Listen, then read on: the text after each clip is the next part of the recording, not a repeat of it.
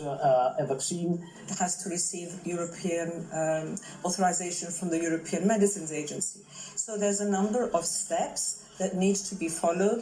Οι πρώτες δόσεις θα είναι διαθέσιμες στο τέλος του 2020, με την προϋπόθεση ότι το εμβόλιο θα πάρει άδεια κυκλοφορίας από τον Ευρωπαϊκό Οργανισμό Φαρμάκων, γράφει στο Facebook ο καθηγητής πολιτικής υγείας του LSE, Ηλίας Μόσχαλος. Η παραγωγή θα γίνει σε εργοστάσια του Βελγίου και της Γερμανίας. This is Liquid Hope, the first COVID vaccine proven to be effective. Using suitcase-sized cooling boxes to ship critical supplies to doctors and hospitals nationwide. Έτσι γεννιέται το εμβόλιο της ελπίδας. Από την Παρασκευή του έως την αποθήκευσή του στους μείον 70 βαθμούς Κελσίου. Once they take it out of the ice, they can keep it 5 days in the normal freeze. Ο Έλληνας εγκέφαλος πίσω από τη Pfizer, Αλβέρτος Μπουλά, επιμένει πάντως ότι η μάσκα είναι η ισχυρότερη ασπίδα απέναντι στον φωνικό ιό. Θυμηθείτε να φοράτε τις μάσκες σας.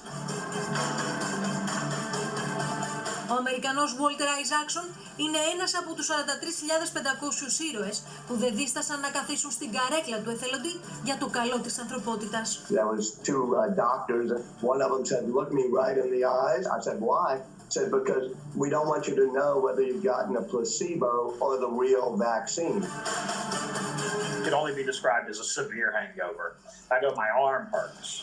And it hurt for 2 or 3 days. Πυρετό, πονοκέφαλο και πόνο σε όλο το σώμα ένιωσε η Κάρη όταν έκανε το εμβόλιο. Η δημοσιογράφος του CBS, Ανδρέα Πάλι, μέχρι και σήμερα δεν έχει ενόχληση. This is where I got my injection. It didn't bleed at all. Αμέσως μετά τη Pfizer, οι Ρώσοι ανακοινώνουν πως έχουν αναπτύξει καλύτερο εμβόλιο, υπογραμμίζοντας πως το Sputnik 5 είναι 92% αποτελεσματικό.